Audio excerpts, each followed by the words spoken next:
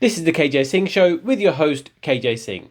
Now, what do you call it when a professor, highly esteemed and expert of genocide, is no longer allowed to freely discuss genocide because of political ramifications? That's right, a professor has been cancelled, or rather, he's lost a job opportunity, job offer, by mere virtue of just doing his job. Raz Segal, who's Israeli, is Jewish, and this is a common theme amongst peers of Jewish progressives who are experts in their field, not being, respected by the establishment. We saw this happen with Norman Finkelstein. We saw this happen to different degrees with Noam Chomsky, and a whole host of other people. We've already seen these speakers and journalists and pundits all being cancelled, all being taken, or rather, their impediments to their career progression by virtue of the fact that they're just saying things that are truthful but inconvenient to a certain class of elitists who believe that this occupation nation, apartheid nation of Israel, should be able to continue its mass slaughter, its this morally depraved activities without any pushback, without any analysis of what's going on, even in an objective, neutral sense. And Raz Segal, who you may have seen, there's a viral clip where early on he said, this is a textbook case of genocide. What's happening in Gaza, a textbook case. Now, this is not somebody with an agenda other than just to do his job, because he himself is Jewish, he himself is Israeli. He just happens to care about the facts. And of course, when you are a expert in genocide, when you've studied the Holocaust, when you studied the genocides of the world, then you can see the signs before anyone else. And he can see this. He can see the dehumanization, the language used that is to dehumanize the Palestinians.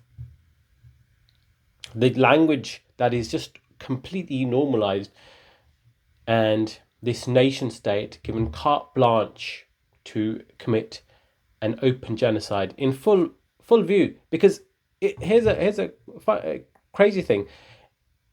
A lot of the genocides in the past have not been done in open view, not in, it's not done in 4K. In fact, if you look at the example of the Holocaust, most Germans didn't know about it. They knew about all of the laws, but it was done in secrecy. It was done under the guise of war, for example. It accelerated during war, but a lot of Germans didn't know about it because it was a kind of a government classified kind of a operation, as it were. In this case, however, people who are in support of genocide have such faith that somehow they are immune to being criticized for committing war crimes and worse, collective punishment and genocide, by mere virtue of the fact that they can simply appropriate, they can opportunistically use historical injustice as a Jedi force field from being criticized in any meaningful way. But Raz Segal, he's an academic. He's not shouting, frothing at the mouth. He's not a polemicist. He's just calling out the facts as it is, because he wouldn't be in the position that he is, a tenured position at Stockton University. He applied for a position at Minnesota University to head the, I believe, Holocaust and Genocide Studies department.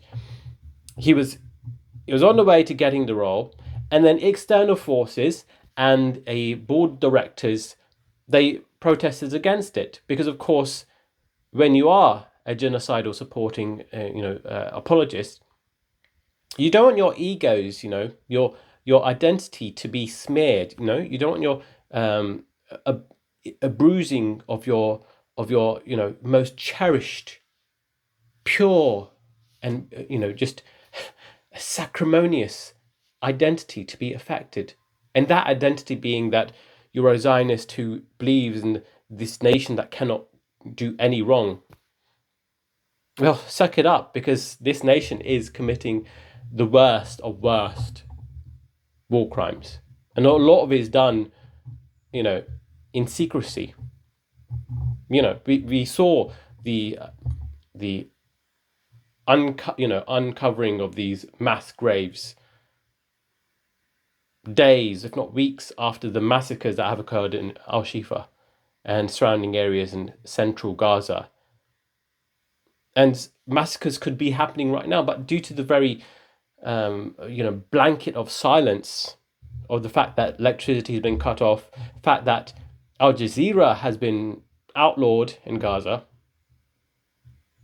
So much for free speech here, because it's funny, but the free speech propagandists, the Barry Weiss, the people who call themselves free speech, free press,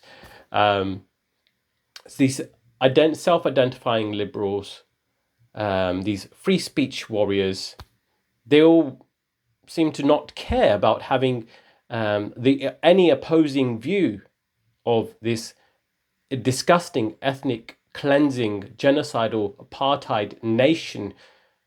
They don't care about the opposing views being silenced. And it just goes to show that often this is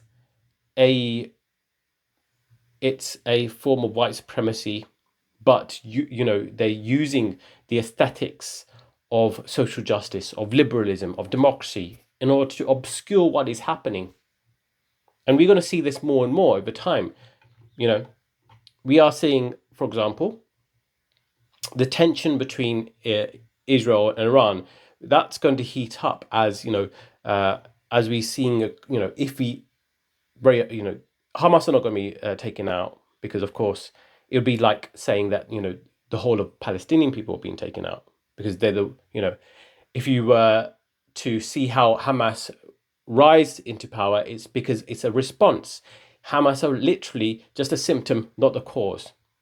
But as we see, Israel may turn its sights on Iran. You're going to see more and more propagandists who are anti-Iran. I'm a big fan of anyone criticizing the Iranian government, but they're utilizing social justice arguments in order to justify mass ethnic cleansing. It's quite something. It's like, it's a meme, it's a meme. It's like, you see a huge picture of mass destruction, and then you got like this fat, sweaty, disgusting armchair politician says, well, are they pro-LGBTQ?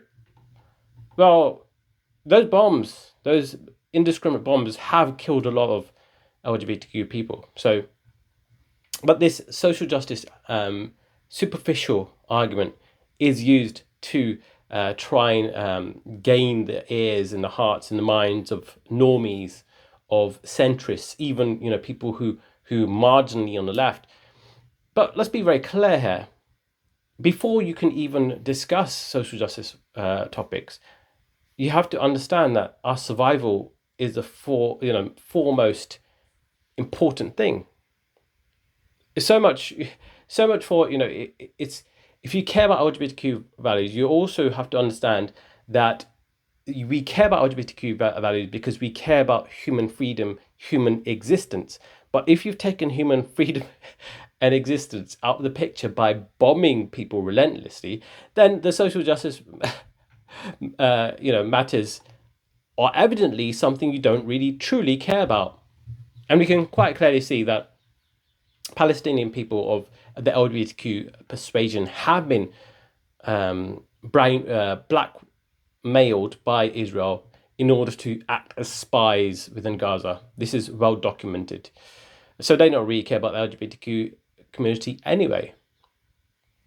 And it's interesting that LGBTQ community is thriving in the West Bank, and they have Palestinians too. So what is it about Palestinians that makes them a little bit more radical? Maybe, perhaps, radicalization is a response to your bombardment of the people. If it wasn't for the complete devastation of Gaza, we wouldn't have Hamas. I mean, it's common sense. But, common sense is something that is an impediment to understanding situation, or rather, not understanding situation, as is the case with Raz Segal, who's a Holocaust expert, the foremost expert, one of the highest, most, equipped genocide experts in the world, is not given the right, the role he deserves. And the free speech warriors are turning their heads. And this kind of comes into a much bigger point about utilizing institutions as a way to control narratives. Luckily, he hasn't lost his job in his previous position in Stockton University, but naturally, his next job was going to be a much more, much larger, much more esteemed University of Minnesota, and at a more senior position. But it's quite interesting how the controlling and the leverage used of the institutional apparatus does actually change narrative and how it's spread, or rather where it's spread from, because often we use authority and institutions as a way to determine the reality of a situation. We saw that the International Court of Justice, for example, has ruled plausibly that genocide is happening, and it's given more gravitas, more respect to that claim that the genocide is happening. Of course, the case is still ongoing, but it's something just to underline what we know is happening. And just a last point, hopefully Raz Segal will be able to appeal and get that position, because this is complete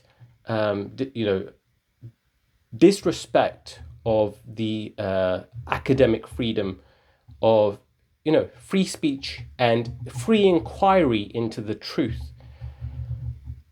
But last thing I'll say is that after the International Court of Justice ruled that there's a plausible case for genocide, several weeks or months after that, the former head of the International Court of Justice, Joan Donoghue, I don't know if she's funded, I don't know if she's got some blackmail against her, but she said something very interesting. She denied that the court ruled that there's a plausible case for genocide with a very devious, very deceptive misuse of language. So, under the Geneva Convention, she said that it wasn't that there was a plausible case for genocide that was happening, or rather, what was happening is that there was a plausible case for the rights of the Palestinians not being respected under the Geneva Convention. But if you look at what the rights not being respected are, the rights that are not being respected, the right to not being genocided. So it's an inverse of language. So if a genocide is happening, obviously the rights of people's right to not be genocided is obviously not being respected. If your rights to genocide not being respected, then that naturally means that some form of genocide is happening. You're just inversing language in order to paint a picture that seems like it's not something that it seems like it would lead to a conclusion that is other than what is purported in media. But actually, it's the one and the same. It's the one and the same. If your rights under the Geneva Convention, which is the right to not being genocided, not to have collective punishment, If that's not being respected, then clearly there's a case to be made that a genocide is happening.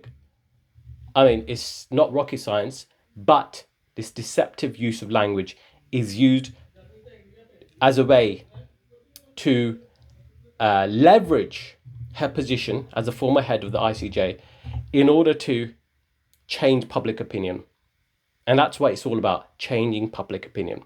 This is the reason why Raz Segal was not allowed that privileged position, because it would legitimize the truth, the reality in the public eye that a genocide is happening and it's being caused and being inflicted by Israel on the Palestinian people. But anyways, I hope you enjoyed this video. Please like, comment, and subscribe. That'd be very much appreciated. Thank you.